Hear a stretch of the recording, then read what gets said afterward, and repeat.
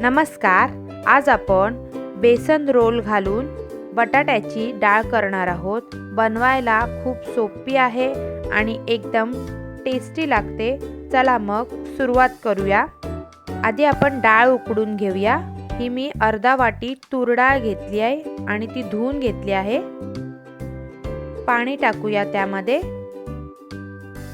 एक कांदा मी उभा चिरून टाकला आहे।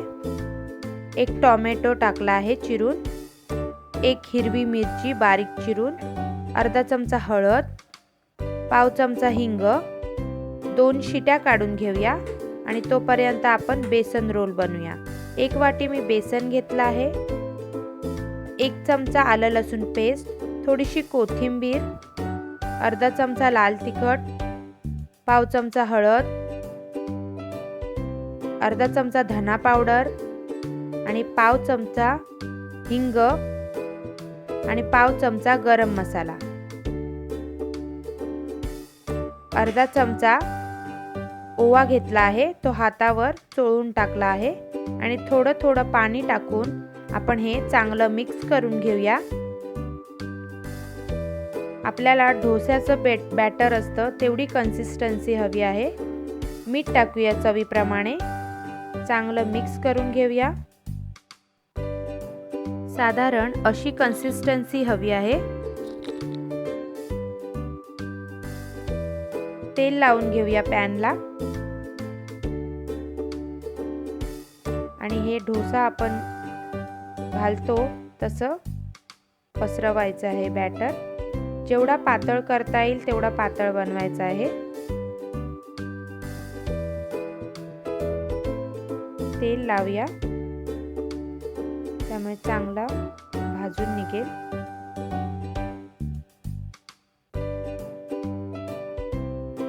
दुसरी बाजू पण चांगली शेकून घेऊया। दोन्ही बाजूला तेल लावून घेऊया चांगलं आणि आता रोल करूया।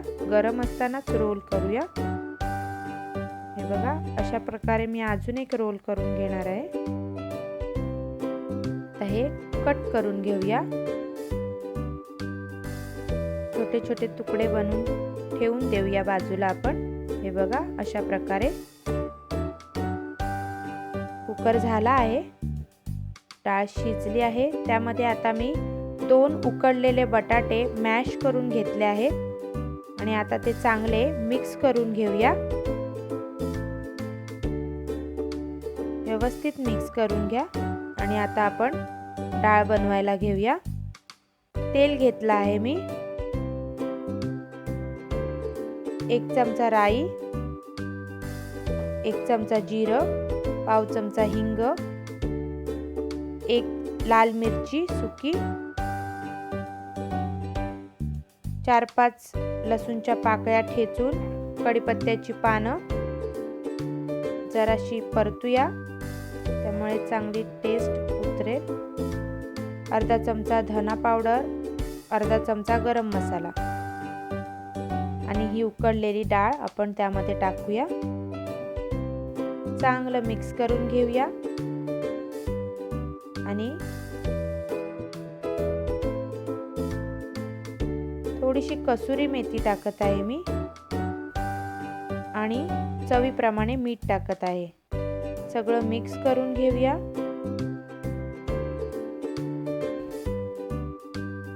व्यवस्थित मिक्स करून घ्या। थोडीशी चिंच टाकली आहे उकळी आल्यावर आणि आता आपण जे बेसन रोल बनवले होते, कट करून ठेवले होते, ते आता टाकूया। उकळी आल्यावर टाकायचे आहे। हळूवारपणे ढवळा, मिक्स करून घ्या व्यवस्थित आणि झाकण मारून 5-1 मिनिटं शिजून देऊया। हे बघा, हे झालं आहे।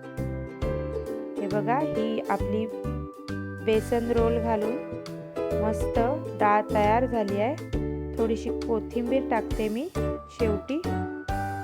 खूप छान होते ही, तुम्ही नक्की करून बघा।